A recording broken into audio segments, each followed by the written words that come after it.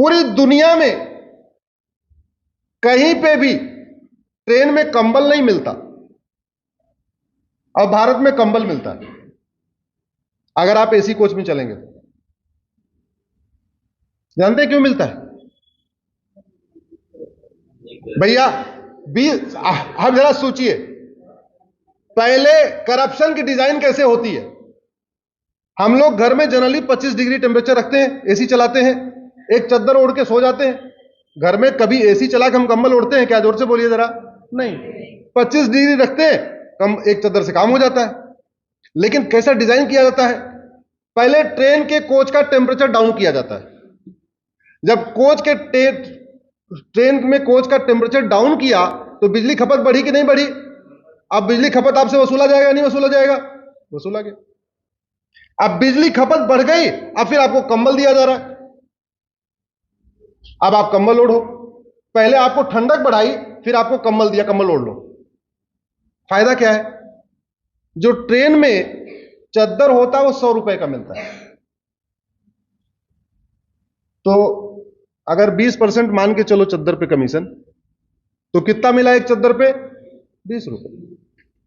लेकिन कंबल 1000 का होता है, तो कंबल खरीदा तो 20% कितना हुआ? कमीशन बढ़ा कि नहीं बढ़ा? चद्दर की धुलाई 10 रुपए में होती है। एक बार आपने सफर किया, चद्दर ओढ़ा, उसके बाद वो धुलने चला जाएगा।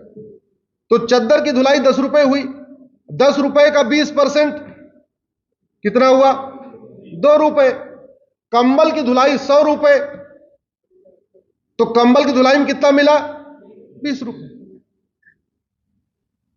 ये भारत के रेलवे का सबसे पुराना घोटाला है, सबसे प्राचीन, जिसको कहते हैं करप्शन बाय डिजाइन। डिजाइन किया गया और हम इतने बुद्धिमान हैं, अपना दिमाग ही नहीं लगाते कि यार घर में तो हम एसी चलाते हैं तो चद्दर ओढ़ के रहते हैं, ये हमको ट्रेन में काहे लिए ठंडा दिया? पहले ठंडक दी जाती फिर कंबल दिया जाता। कंबल की जरूरत है क्या ट्रेन में? जोर से बोलिए। नहीं। ऐसे दूसरा करप्शन, ज्यादा भारी तो नहीं पड़ रहा?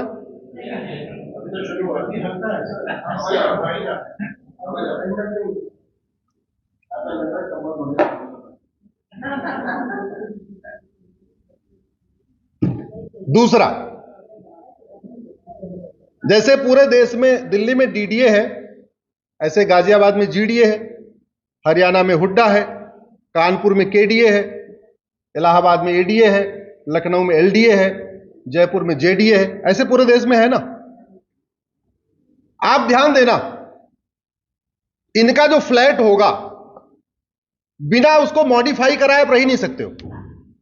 या तो लंबाई ज्यादा होगी, या तो चौड़ाई ज्यादा होगी, या तो बालकनी एक्सेस बड़ी होगी, या बालकनी एक्सेस छोटी होगी, या किचन ज्यादा लंबा होगा या ज्यादा चौड़ा होगा, या कोने पे कुछ ऐसा कर देंगे, कुछ न कुछ ऐसा कर देंगे कि आपको उस पर हथौड़ा मरवाना पड़ेगा। यह करप्शन बाय डिजाइन का दूसरा एग्जांपल आपको दे रहा हूं। दूसरा डिजाइन क्यों है? क्योंकि यह आपको 99 ईयर की लीज पे मिलता है। पूरे देश में जो फ्लैट होते हैं, डीडीए, जेडीए, एमडीए, हुड्डा जो भी है, 99 की लीज पे मिलते हैं। तो 99 ईयर इनकी गारंटी भी होती है, लेकिन वो गारंटी तब तक है जब तक आप उसमें कोई मॉडिफिकेशन नहीं कराओगे। थोड़ा सा आपने उसका कमरा बदला तो गारंटी खत्म। अब आने के बाद आपका पूरा ढह जाए, गिर जाए, भूकंप आने पे दरार आ जाए, कुछ भी आ जाए, देखो भैया आपने इसमें छेड़छाड़ किया है, आपने इसकी बालकनी बढ़ा दिया, आपने ये कर दिया, आपने इसका प्लास्टर ऐसे मार दिया, आपने इसमें पीओपी लगवा दिया, आपने ये कर दिया, इसलिए guarantee.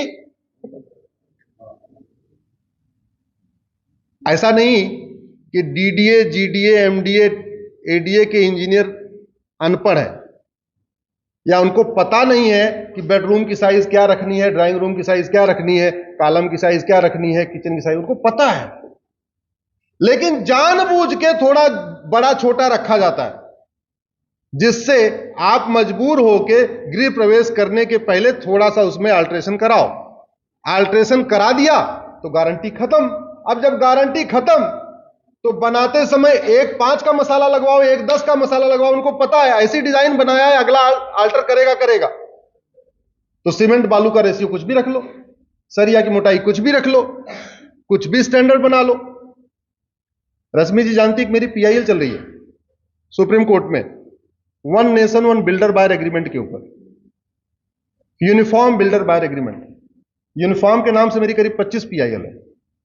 Uniform age of marriage, uniform grounds of divorce, uniform adoption, uniform succession, uniform inheritance, ऐसे यूनिफॉर्म करके 25 पीआईएल है। उसमें एक पीआईएल है यूनिफॉर्म बिल्डर बायर एग्रीमेंट। उसमें पूरे देश के सभी राज्य सरकारों को नोटिस हुआ है। भारत में जितने बिल्डर उतने टाइप के उनके एग्रीमेंट। डीएलएफ का 70 पेज का है, तो यूनिटेक का 65 पेज का है, तो जेपी वालों का 45 पेज का है। मतलब जस्ट एग्जांपल आपको दे रहा हूं, किसी का 45 पेज, किसी का 50 पेज, किसी आप लोग फ्लैट लेते होगे तो आपने देखा होगा। ईमानदारी से बताना जिसने फ्लैट लिया हो, कभी पढ़ा उसको साइन करने के पहले? जोर से बोलिए जरा। आपने पढ़ा? इनके लिए ताली बजाइए। पहले मैडम पढ़िए। आपने पढ़ा? समझ आया कि नहीं? ये समझ आया, लेकिन उसको बदला नहीं जाता। वो बदलते नहीं। हाँ। मैंने फिर मेरे पास बेंगलोर से 2-3 केस आए, उसमें मैंने देखा तो मैंने कहा चलो आपका केस तो प्राइवेट अलग करूंगा, एक मैंने पीआईएल भी करता हूं कि देश में one nation one builder buyer agreement है। एक चीज बताओ, जब 25 बाई 50 के प्लॉट में स्टैंडर्ड है कि हाइट इतनी होनी चाहिए, स्ट्रेंथ इतनी होनी चाहिए, सरिया इतनी होनी चाहिए, तो यूपी में बने, दिल्ली में बने, बंगाल में बने, बिहार में बने, कहीं बने, क्या फर्क पड़ता है? इतना अंतर होता है भाई, जहां भूकंप ज्यादा आना वहां थोड़ा 10% एक्स्ट्रा उसमें मटेरियल लगना चाहिए, जहां नॉर्मल वे में नॉर्मल लगना चाहिए। दूसरा, भारत में केवल 10% लोगों को अंग्रेजी आती है, 90% लोग को अच्छी अंग्रेजी नहीं आती, लेकिन उसको ऐसी भाषा में अंग्रेजी में आपका बिल्डर बायर एग्रीमेंट बनता है कि आप चाहो, पहली बात तो 70 पेज, दूसरा अंग्रेजी में ऐसे ऐसे लैटिन वर्ड, ग्रीक वाले वर्ड, ऐसे ऐसे वर्ड कि आप चक्कर खा जाओगे, शर्म के मारे बताओगे भी नहीं हमको समझ में नहीं आ रहा। कह रहे हैं कि 50 लाख का फ्लैट ले रहे हैं, यार कैसे? मतलब आपको थोड़ा ईगो भी आएगी ना भाई, 50 लाख का हम फ्लैट लेने आए तो हम कैसे बता दें हमको अंग्रेजी नहीं आती। आप साइन करके आ गए। अब जब साइन करके आ गए तो बाद में पता चला कि आपने अगर एक पेमेंट डिले किया तो 18% का ब्याज, और अगला 5 साल का डिले करके पोजीशन दे तब भी कोई उसके ऊपर ब्याज नहीं, कोई कंपनसेशन नहीं।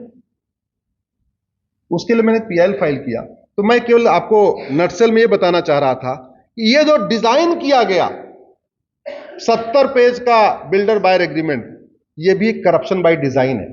जैसे करप्शन बाय डिजाइन का पहला एग्जांपल है ट्रेन में कंबल देना। करप्शन बाय डिजाइन का दूसरा एग्जांपल आपको बताया कि जितना जीडीए, डीडीए, एमडीए, टीडीए के नक्शे होते हैं सारे उल्टे सीधे।